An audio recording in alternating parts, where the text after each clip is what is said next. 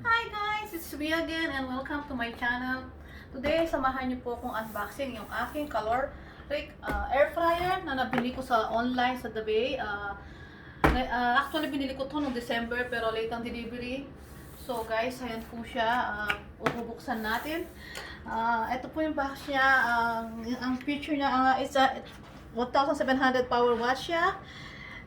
Meron siyang healthier cooking, 500 Fahrenheit settings. Tapos, ang available, sa ano niya, meron siyang air fryer basket, meron siyang air rack, meron siyang baking tray, meron siyang bacon tray, steak tray, crumb tray, meron siyang rosette rack handle and rosette handle. And then, ang picture niya po is, ayan, pwede oven fryer siya, pwede siyang air fryer, pwede siyang grill, pwede siyang mag-roast ka, toast, dehydrate ka ng vegetables or fruit, slow cooker, broiler, and pizza oven siya. So, buksan na natin siya guys. Binili ko to, ang original price ito is 200 plus. Pero dahil naka-boxing sale siya nung December, nagkaroon ako ng discount, so nabili ko na lang siya ng 149. Since na-late siya ng dating at nag-complain ako sa company dahil super late ang delivery nila, so another 15% discount ang binigay nila. That end up to 122 ang binayaran ko, na supposed to be 249. So eto siya guys, titingnan natin kung anong itsura niya sa loob.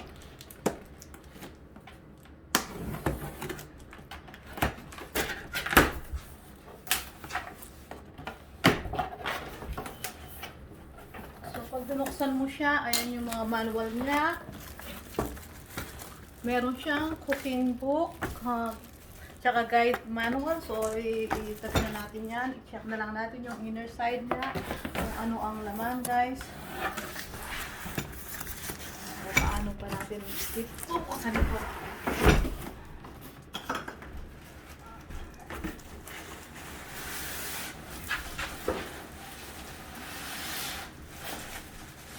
Baka rin bagsak.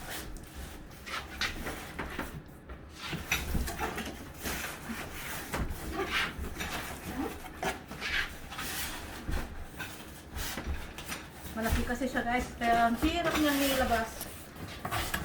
Kaya ito siya, ang hirap niyang ilabas. So ayan na, nakalabas na sa box. Ayan siya.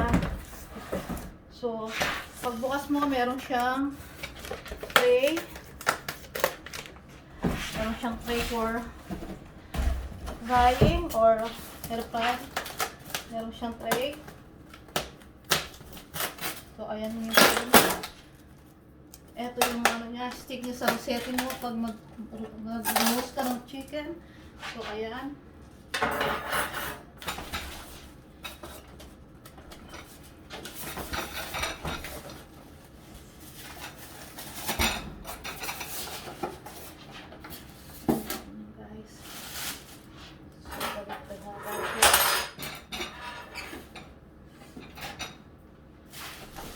Hindi siya ordinary yung kagaya ng air fryer na ordinary. Ito is malaki siya guys kasi ito yung choice ko kasi nga para minsan ang lutuan hindi yung normal na air fryer na ang liit. Ito is so meron din siyang another tray for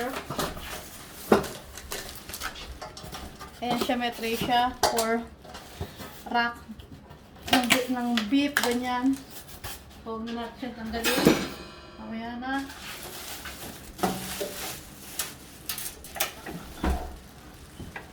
So, ayan yung itsura niya. Ito, air fryer oven siya. Hindi lang siya basta air fryer. Air fryer oven siya. So, ang nagustuhan ko, ito meron din siyang baking tray. Meron din siyang crumb tray. Yung crumb tray na yun, meron din siyang, tingnan natin kung ano ito.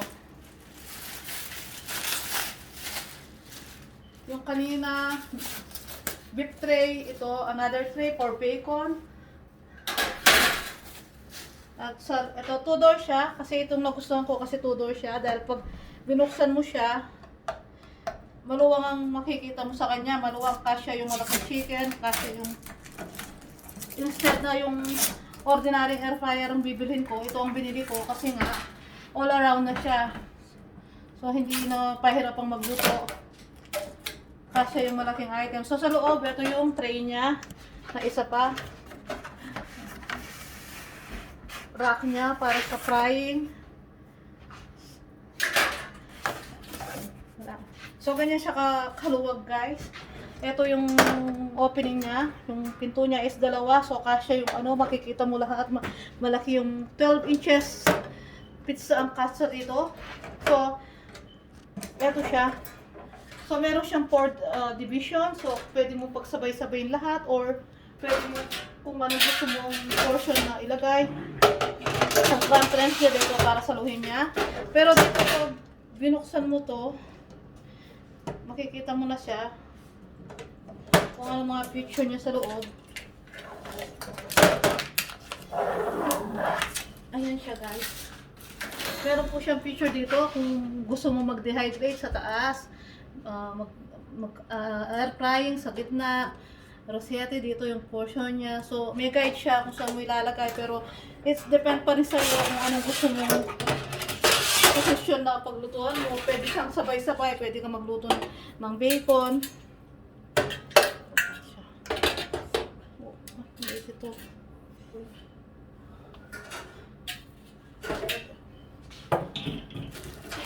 So, ito yung rack niya.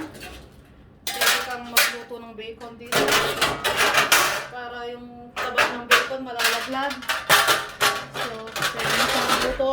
Kung gusto mo magluto ng bacon o kaya ng pork chop na gusto mong kung may malalaglag na mantika. Ito, pwede rin.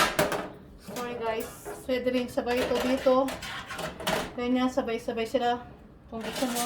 Meron siyang handle pero hindi ko na tinanggal. Ang feature niya, pag sinaksak natin siya,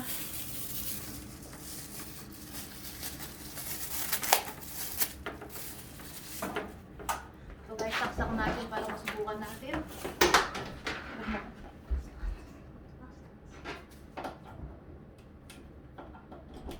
Ayan siya, guys. So pag pag nakasaksak na siya, pwede mo siyang start button. Pag nakita mo mag-start button siya, mag-iilaw siya. So meron kang choices kung air fryer or gagamitin mo siya sa oven. Pag pinress mo yung air fryer, lilitaw kung anong gusto mo. Kung mag-air fry ka ng chicken, mag-warm ka lang ng ulam, ribs, shrimp, steak, wings, bacon, fish, corn, fries. Magde-dehydrate ka, defrost ka, veggies. Paano paanda rin yan? Ito yung pag-tar niya. So, ayan, mamimili ka. Nakita nyo yung bottom niya hindi na-activate kasi ito is ma-activate lang yan pag pinress mo yung oven. So, pag pinress mo ang oven, mati-deactivated yung air fryer niya. So, ang oven lang ang lilitaw. So, pwede kang mag-bake, mag-broil, mag-bake ng pastry, roast, toast. So, pipili ka din diyan. Ito rin yung pilihan. Ito yung bottom niya. Dito yung pilihan ng timer at saka ng kung ilang ang init niya. So, ayan, press mo lang siya. Pipili ka. Then, press mo ulit. Press mo sa second. So, ayun. Kung ano yung Fahrenheit na gusto mo at kung anong oras mong luluto. So, ganyan siya. Tapos, yun nga, maluwang siya. Hindi siya ordinary air fryer. Kahit isang door lang ang buksan mo, bubukas siya.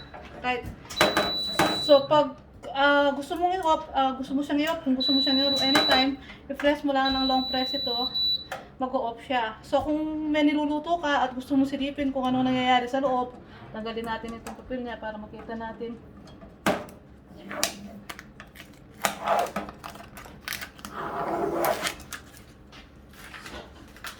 So, guys, yan. Kung magluluto ka, on-process siya, halimbawa, nag-bake ka or on process siya, pwede mong silipin yung nangyayari sa loob by turning on the light. Pwedeng i-on mo yung light, makikita mo. At turning it off kung tapos mo na gamitin. Ayan. So guys, nakikita nyo gano'n siya kaluwang. Kung malaking baboy o anong niluluto mo, maluwang siyang magagamit. Hindi siya masikip na kagaya ng ordinary na mga air fryer. Yung normal na air fryer. Ito kasi is para siyang dalawa yung function niya. Pwede siyang oven at saka air fryer. So kung may malaki kaming oven dun, yung sa gas range na oven. Since kung konti lang ang iluluto mo at gagamitin mo yun, maraming hugasan. So ito is napakaliit ng hugasan mo. So ayan guys.